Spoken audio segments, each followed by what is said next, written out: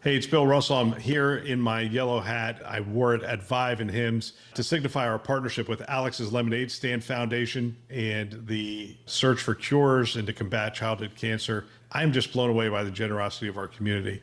With the help of our partners, SureTest, Rackspace, CTG, and some of you giving individually, we were able to raise close to $40,000 at those two events. It is just exceptional. And I would like to thank all of you who have joined us in this cause. If you would like to be a part of it as well, go ahead and hit our page, thisweekhealth.com. You can go to the top blue banner that is on our homepage and click on that to give today. Thank you again for being a part of this effort and this cause. Today in Health IT, we're going to take a look at the JP Morgan Healthcare Conference for 2024. My name is Bill Russell. I'm a former CIO for a 16 hospital system and creator of This Week Health, a set of channels and events dedicated to transform healthcare, one connection at a time. We want to thank our show sponsors who are investing in developing the next generation of health leaders: SureTest, Artisight, Parlance, Certify Health, Notable, and ServiceNow. Check them out at thisweekhealth.com/today. All right, if you're not following our news site, you should do that. thisweekhealth.com/news, curated news stories just for you. And we have industry veterans who are sending news stories in on a daily basis and taking out the fluff and just putting in the stuff that they find relevant. So check that out today. And if you want, you can sign up right there as well to receive those in your inbox every day. All right, one last thing. Share this podcast with a friend or colleague. Use it as a foundation for daily or weekly discussions on the topics that are relevant to you and the industry. Great way to mentor. They can subscribe wherever you listen to podcasts. All right. I did not go to the 42nd annual JP Morgan conference that just wrapped up on January 11th of last week. And it is one of my favorite conferences. I like going there. It has become harder for me to fit it into my schedule, but it is still what I think to be one of the most interesting conferences out there. And the reason is because JP Morgan's not trying to make money from a conference. And so they allow a whole bunch of stuff to happen outside the conference that you will not find at Health, Vive, Hims, other organizations that, quite frankly, are in the event business. And so all over San Francisco, you will find different events, different things going on, different groups getting together. You will find the coffee shops packed with people having discussions and conversations and those kind of things. You will have that at the other industry events, but that's the one thing that's unique about this event is JP Morgan will gladly have other events scattered around the city and be happy because it creates value for their business, which is the investors who are coming in to hear what's going on. Now, the part I used to go to all the time was the healthcare providers presenting their pitch, and you would have the CEO, CFO there talking about the various things that they are facing. And we're going to cover some of those things because they showed up in some of the news stories that I pulled here. But I'm going to start by talking about some of the broader shifts, and then we'll get into some of the specific things. Payment and value-based care. There's a shifting payment structure that's been talked about and continues to be talked about. Providers are increasingly taking on payment risk for delivering improved care at lower cost. While value-based care contracts still represent a smaller portion of the revenue, it's clear healthcare systems are preparing for it to grow in its significance. And organizations are heading in this direction. The pandemic really spelled out pretty clearly that fee-for-service breaks down in that situation, and they don't want to be in that situation again.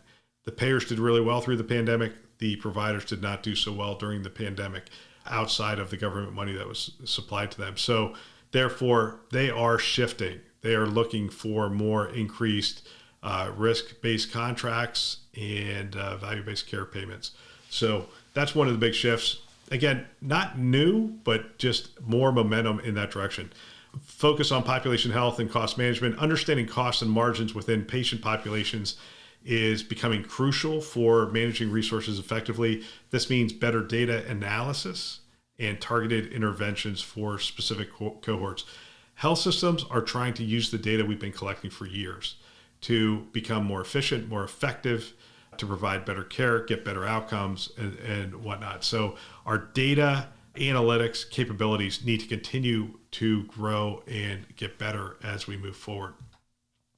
Let's see, industry consolidation and innovation. I almost hesitate to bring this up, but it is going to be a significant trend coming into this year. We saw in Philadelphia, you saw Jefferson pick up Lehigh Valley Health Network. You just saw Penn pick up, was it Doylestown? It was one of the outlying areas hospital. They pulled that in.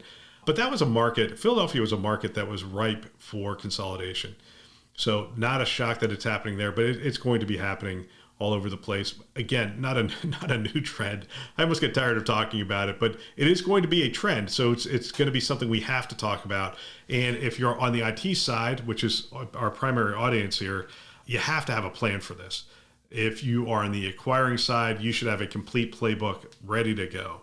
It should not come as a shock to you that there's going to be acquisitions and you're going to be asked to merge those technologies in. Paint the best picture of, hey, here's what's required. Here's the project management that's associated with it. Here are the costs that are associated with it. So that when your leadership comes to you and says, hey, we're ready for another acquisition, you just hand them the playbook. Many of you have developed those playbooks over the last couple of years because there's been so much M&A.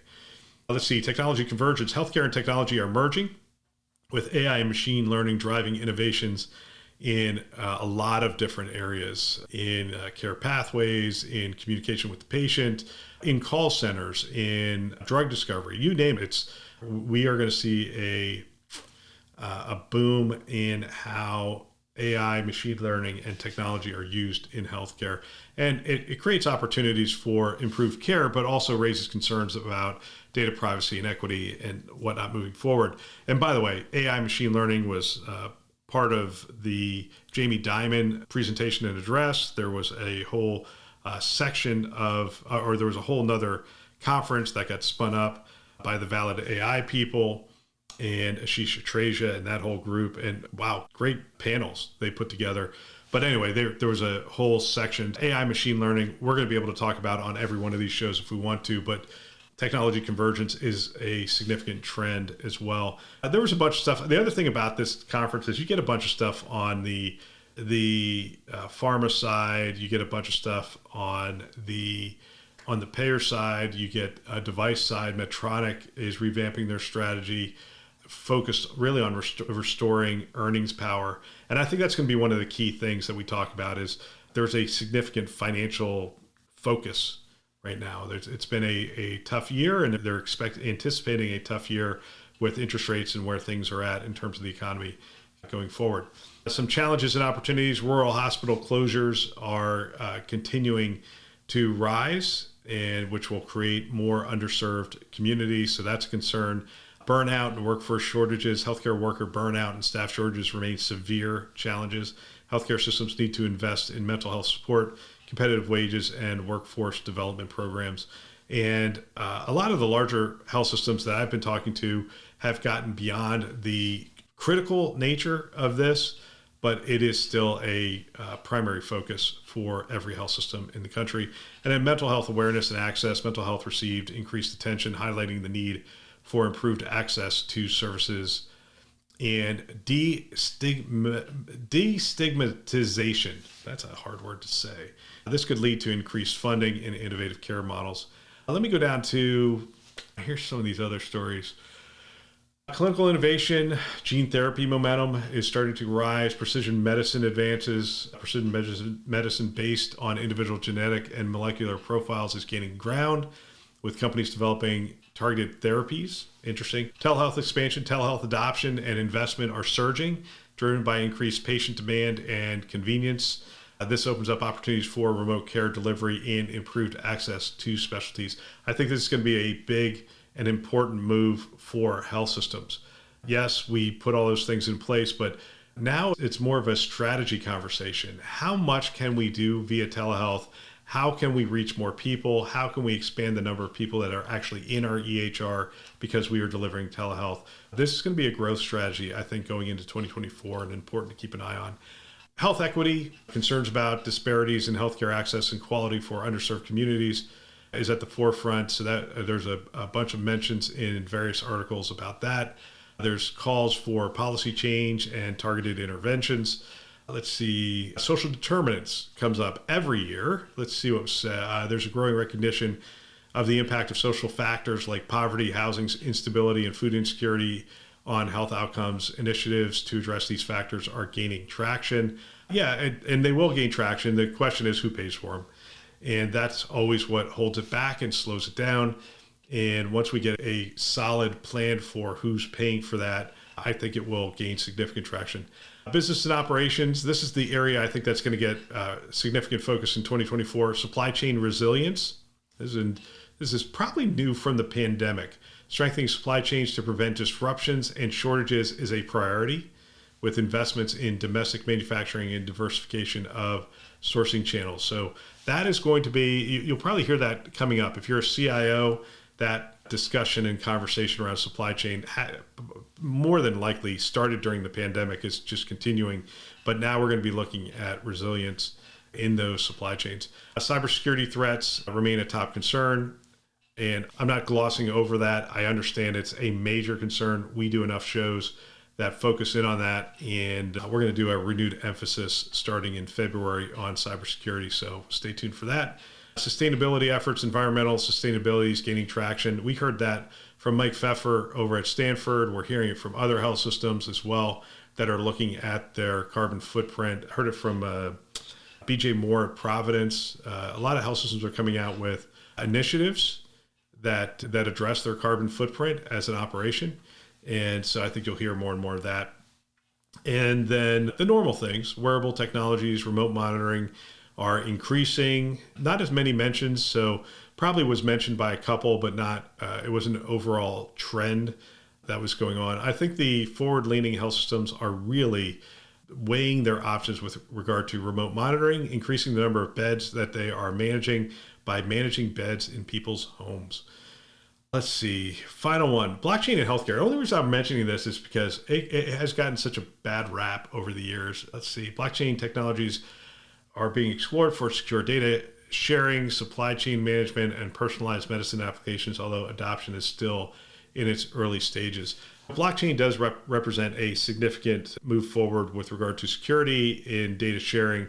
However, there are significant limitations from all the technologists that I've talked to with regard to speed of those transactions, and the distributed nature of the blockchain creates some challenges as well. Again, the blockchain will be slow going until there's fundamental changes in how we think about architecture and how we think about the data and data security and data privacy. These were some of the trends, some of the big things that were coming up in stories with regard to the JP Morgan conference.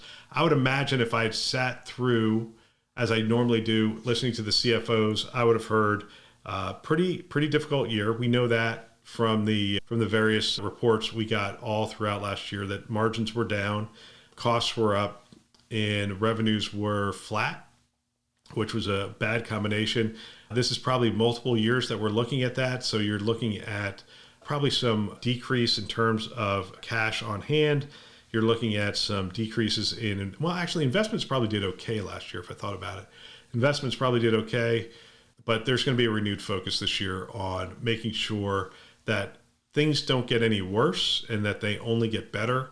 And so you could continue to see cost reductions within healthcare. You're going to see definitely a drive towards growth if it is to be had in their markets. Could be M&A, could be new facilities. I'm surprised actually by the number of new facilities I hear going up, but continues to be a trend. And I think it's a way to reach larger swaths of the geography in your markets. And as these markets continue to grow, you're going to see new places going up. When you think about it, it's not like the population's growing all that greatly. What's happening is populations are moving around.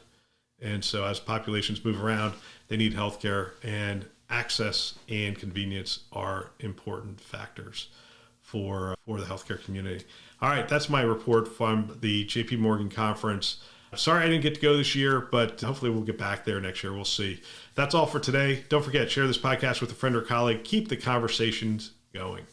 We want to thank our channel sponsors who are investing in our mission to develop the next generation of health leaders: SureTest, Artisight, Parlance, Certify Health, Notable, and ServiceNow. Check them out at thisweekhealth.com/today. Thanks for listening. That's all for now.